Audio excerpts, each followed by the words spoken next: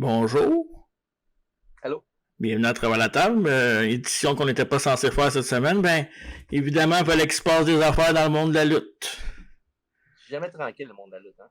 Toujours de quoi? Ouais. Parlant du monde de la lutte, avant qu'on commence cette édition écourtée de À Travers la table, ça sera pas une édition d'une heure comme on a vu dernièrement, une demi-heure. Eh bien, une édition écourtée. Avant ça, nous sommes disponibles sur YouTube, mesdames, messieurs, en vidéo, pour voir là, à travers la table seulement, et tous nos autres podcasts, et en audio sur Apple Podcasts, Balado Québec, Spotify, Twitch, Instagram, TikTok, Facebook, Twitter, partout. On est partout. Même dans le Journal de Montréal. On est-tu dans le Journal de Montréal? Non, on peut s'arranger. On va-tu être dans la section nécrologique à la fin? Les obituaires. Les obituaires. Bon, ben, hey, on perdra pas de temps. On va commencer ça. Non, on va commencer ça smooth. Parce que samedi passé, mesdames, messieurs, comme on vous l'avait dit, on était présents, toute la gang de la Entre deux chaises de métal, j'allais dire NCW, toute la gang d'Entre deux chaises de métal était présente à la NWC pour voir à l'œuvre votre encyclopédie. Puis, oui, c'était un by the way, c'était un très bon show, là, je vais le dire. Comment on dit ça? Top to bottom? Ben oui, top to bottom. Top to bottom, c'était un très bon show. J'ai un nouveau lutteur chouchou au Québec, du nom de Frank Evans. Fait que c'est mon nouveau crush. Annie Crush. Annie Crush. Même si on a un passé, il s'en souvient pas, je pense. Non, je pense pas. Il parle en pas aujourd'hui, c'est pas bon. Parfait, j'en parlerai pas. non. Mais, j'ai une preuve que TJ est le vrai heel du podcast. Parce que moi, pendant que je l'encourageais dans la foule pis que je disais... pendant que je disais « Let's go TJ » avec mon chandail en deux chaises de métal, comment TJ m'a remercié? Comme ça. Regardez, mesdames, messieurs, comment il m'a remercié avec 2 doigts d'honneur. Incroyable. Ouais, c'est parce que le monde savait pas, c'était vraiment pas applaudi. C'est mon costume que j'ai sorti du rideau, t'as commencé à huer puis créer des bêtises, t'as même voulu me curser, mon tabarnak. C'est pas vrai, ça. T'as-tu une preuve de ça? Tu pensais que je t'ai pas vu? Moi, je fais jamais ça. Non. Je fais jamais ça. Puis, comment que la soirée finit? Comme 3 fois sur 4 quand je suis devenu champion intercontinental quiz, TJ était sur le plancher. C'est pas indicatif du match, ça. Puis là, j'ai pas été piné, hein. C'est vrai, mais t'avais deux nouveaux amis que toi dans ton coin. C'est quoi, ça? Ben, je dirais pas amis, là. C'était des collègues pour la soirée. Mais okay. Oui, si tu se passes à la WC, behind the scenes, tu peux rendre tes affaires. Ben, c'était pas behind the scenes, je l'ai vu le show. Oui, mais ça veut pas dire qu'automatiquement c'est mes amis pour de la vie, là. Ben, t'as fait un tag team avec, t'as attaqué un gars 3 contre 1. Bah, ben, c'est parce que le gars 3 contre 1, il fait pareil. Parce que le monde s'en rend pas compte parce que leurs chouchous sont aveuglés par leur amour pour Jason Gray. Tout le monde aime Jason Gray.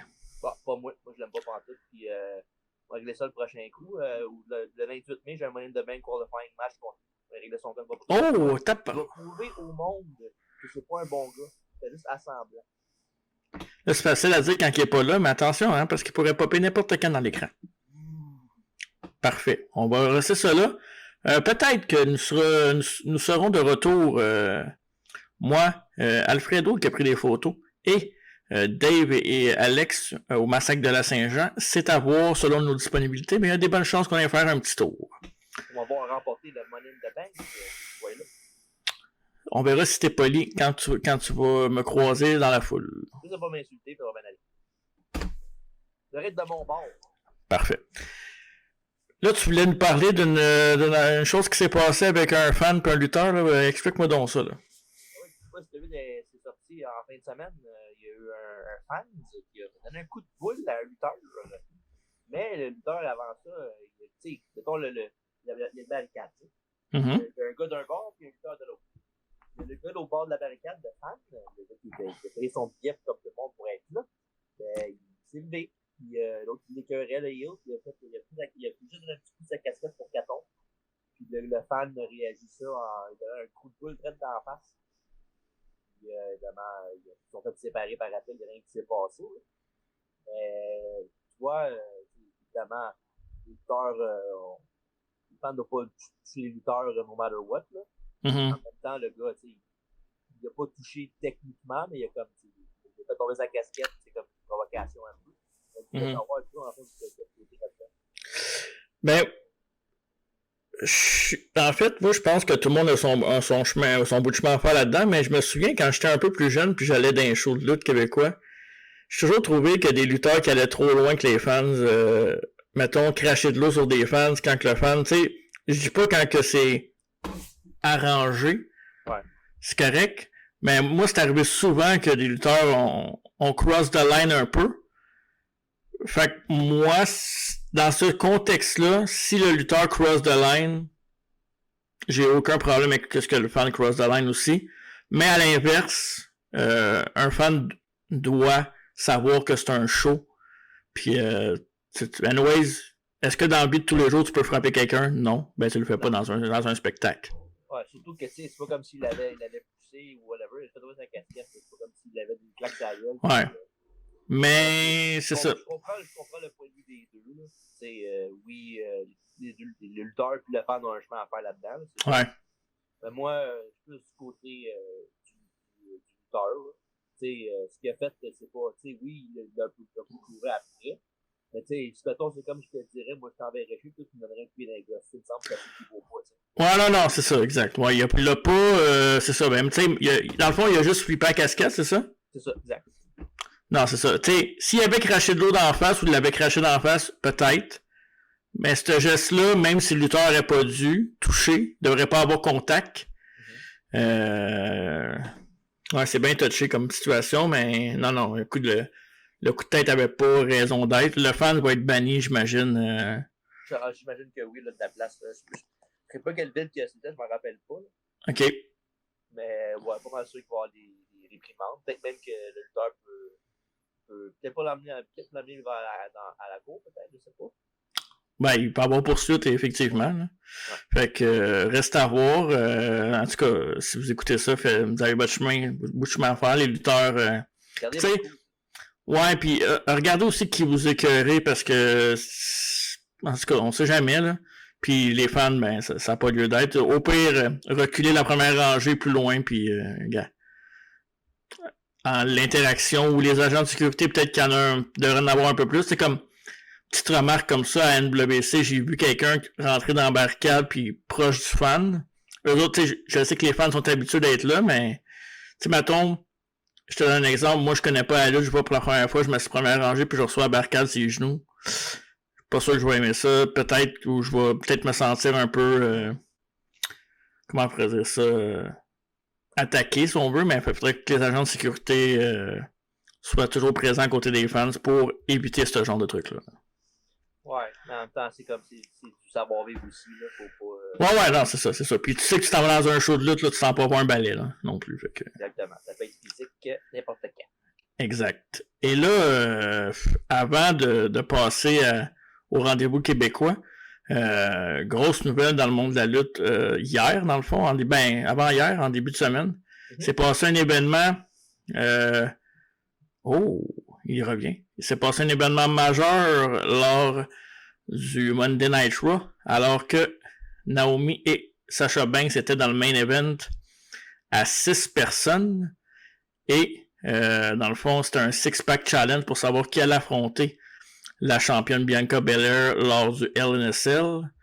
Et Naomi et Sasha Banks auraient refusé l'issue du match et aurait quitté l'aréna en remettant les ceintures par équipe à Monsieur People Power.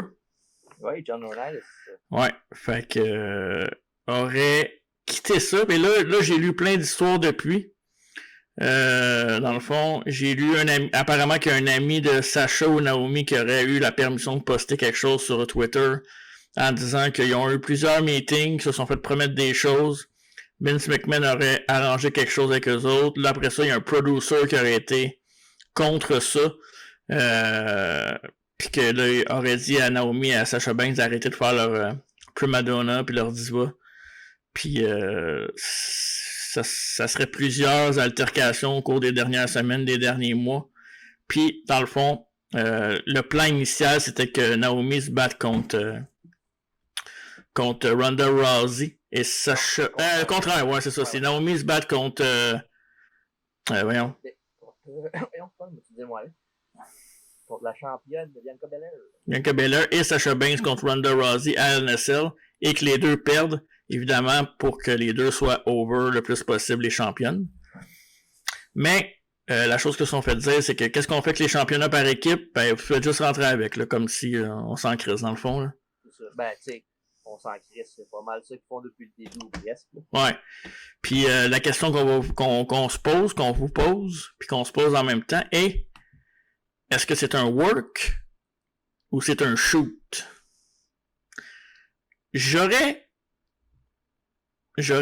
tendance à penser que c'est un work parce que Naomi, la relation avec les Usos, le fait que les rumeurs pour la Bloodline, mais avec le passé de Sasha Banks, que c'est pas sa première fois que à ce genre d'altercation-là, elle a eu des problèmes d'anxiété, elle a eu plein de trucs comme ça.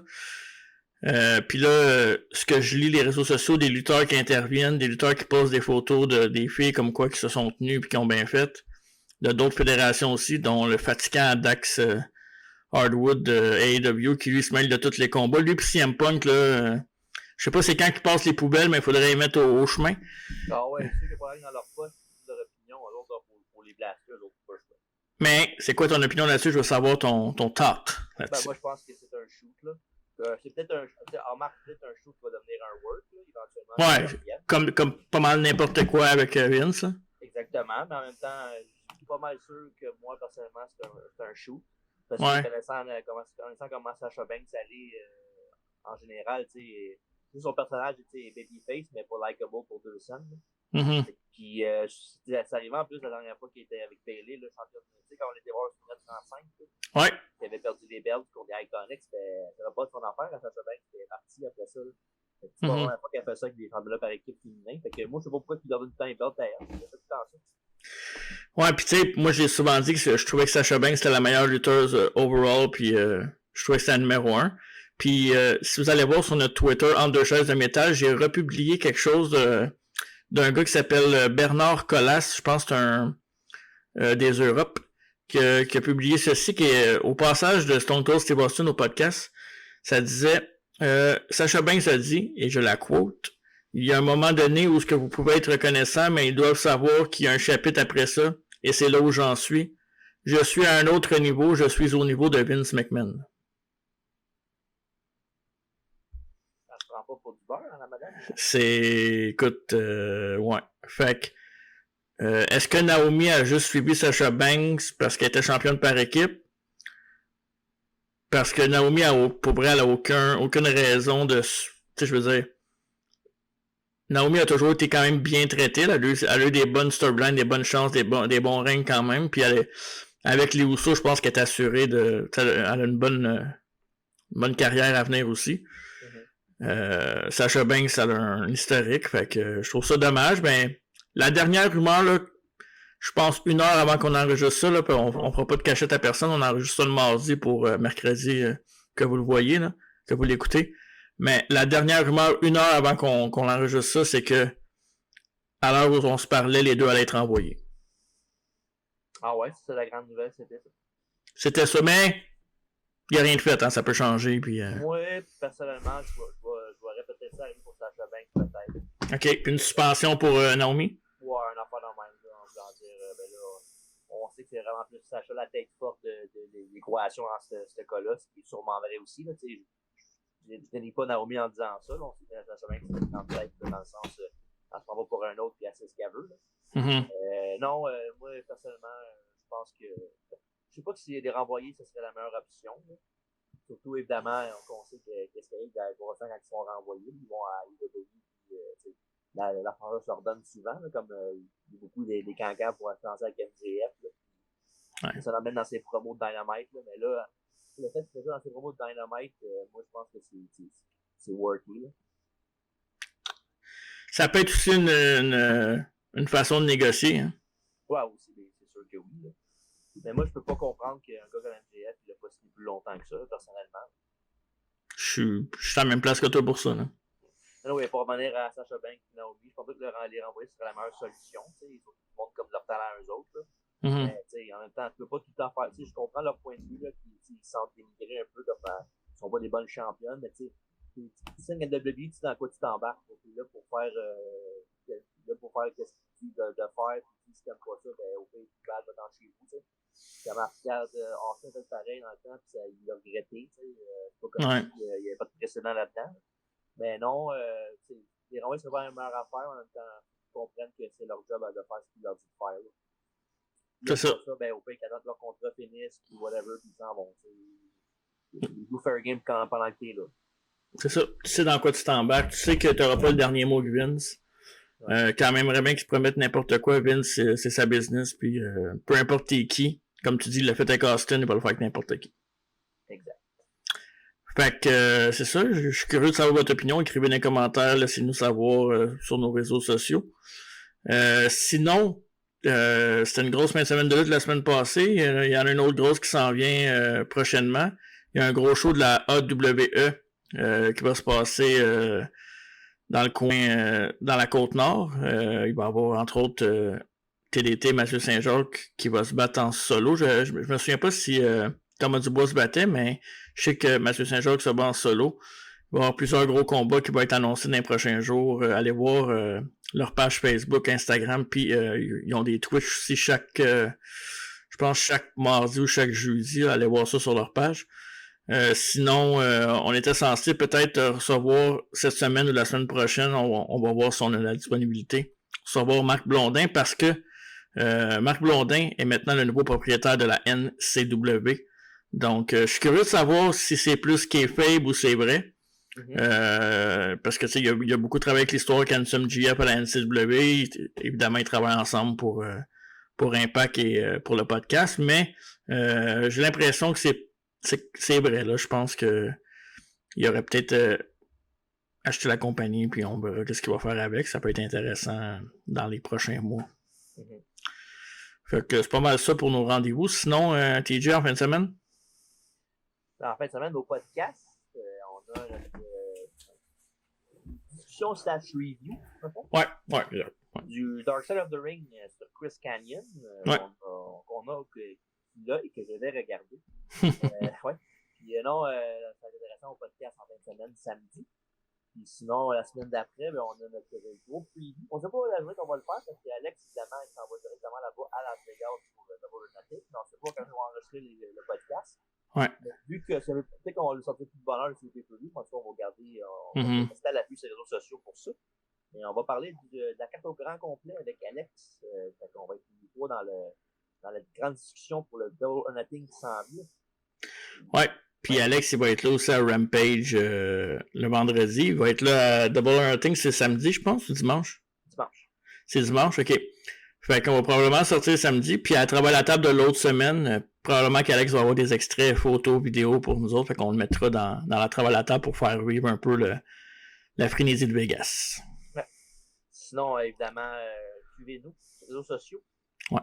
Facebook, Twitter et Instagram. Évidemment, écoutez le podcast sur Abo Podcast, Paralo Québec et Spotify en audio et en vidéo sur YouTube. Et aussi, évidemment, on a nos Twitch qu'on fait souvent. Et on est aussi sur TikTok. On fait aussi notre vidéo là, tous les lundis soirs à 7h. Le MyGMO de WPV22. Moi contre Marco. Puis tu fais ça tous les lundis soirs à 7h. T'attends. Avant Raw. Votre rendez-vous avant Monday Rock, tu le regardes. Fait que c'est ça. Fait que tous ces détails-là, ben, comme je dis tantôt, sur les réseaux sociaux. Puis manquez pas des nouvelles dans votre show de métal et à travers la table. Restez à l'affût, on va probablement se déplacer dans un autre show québécois bientôt. Et on sortira je vais essayer de faire ça, là, de me déplacer avec mon appareil photo puis prendre des photos de l'événement ou de la soirée en tant que tel. Fait que je vais poster ça quand on va être présent, puis on vous laissera savoir pour venir nous serrer la pince en direct. En direct. Fait que sur ce, TJ, à la prochaine. Bonne soirée à tous.